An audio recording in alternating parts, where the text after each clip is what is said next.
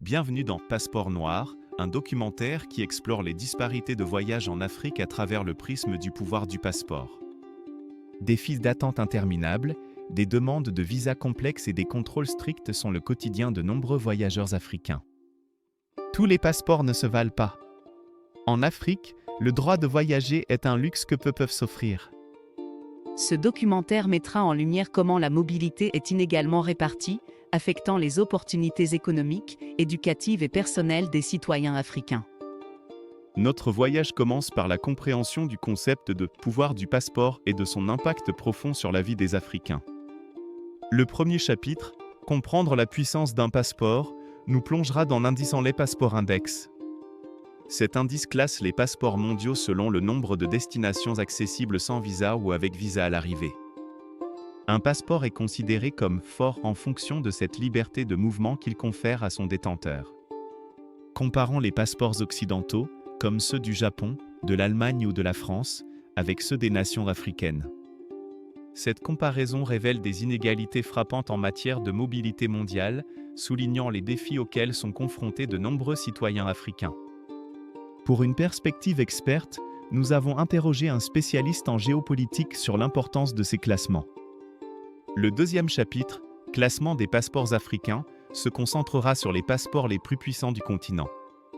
En tête de liste, nous trouvons les Seychelles, l'île Maurice et l'Afrique du Sud, selon les données récentes du Enler Index. En date du troisième trimestre 2025, les Seychelles offrent un accès sans visa à 156 destinations, suivi par l'île Maurice avec 149 destinations. L'Afrique du Sud, quant à elle, permet l'accès à 103 destinations. D'autres pays comme le Botswana, la Namibie et le Lesotho figurent également parmi les plus puissants. Ces performances sont souvent attribuées à la stabilité politique, aux relations diplomatiques solides, aux accords bilatéraux et à l'importance du tourisme. Le troisième chapitre, Témoignages d'Africains, donnera la parole à ceux qui vivent ces réalités au quotidien. Nous écouterons un entrepreneur sud-africain, une étudiante nigériane et un musicien camerounais partager leurs expériences personnelles. Leurs récits mettront en lumière les obstacles, les humiliations, au contraire, les avantages liés à leur passeport. Ces témoignages humanisent le problème, révélant les conséquences concrètes des inégalités de mobilité sur les vies individuelles. L'impact émotionnel des refus de visa, les difficultés des familles séparées et les opportunités manquées par les jeunes talents sont des réalités douloureuses. Le quatrième chapitre, Les inégalités de mobilité, abordera les passeports les plus faibles d'Afrique. Des pays comme la Somalie, le Soudan, la Libye et l'Érythrée figurent malheureusement parmi les passeports les moins puissants. Les raisons de cette faiblesse sont souvent liées aux conflits, à l'instabilité politique et aux sanctions internationales. Ces situations entraînent un isolement, des diasporas bloquées et une augmentation de la migration illégale, avec des conséquences humaines dramatiques. Un politologue africain ou un avocat spécialisé en immigration peut nous éclairer sur les causes profondes de ces inégalités. L'impact des conflits sur les déplacements forcés en Afrique est immense, avec un nombre record de personnes déplacées. Le cinquième chapitre, Vers un avenir sans frontières, se penche sur les initiatives et les espoirs pour une meilleure mobilité en Afrique.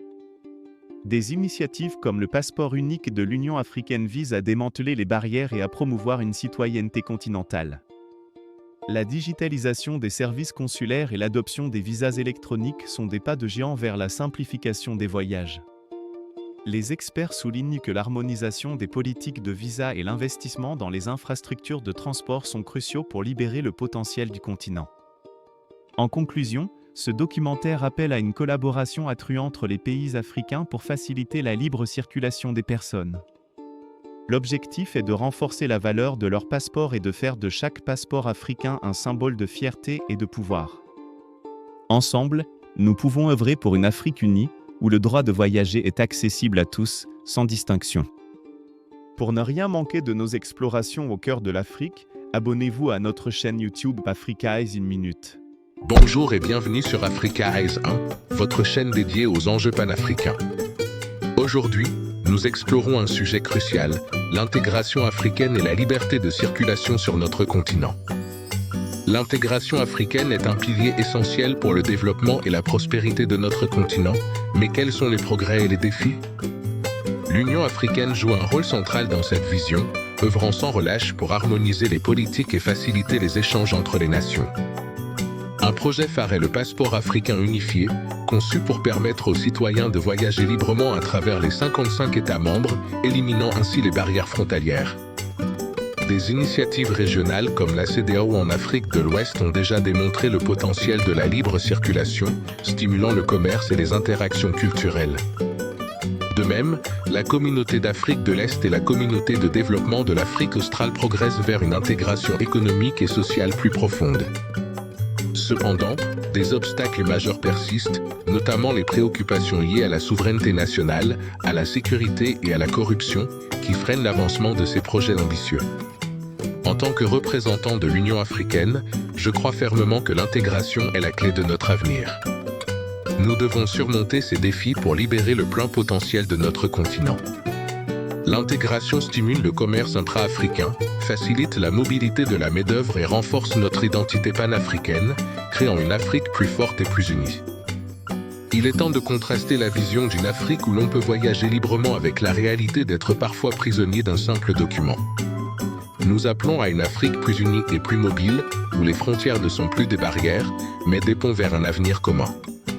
Comme l'a si bien dit Nelson Mandela, l'éducation est l'arme la plus puissante que vous puissiez utiliser pour changer le monde.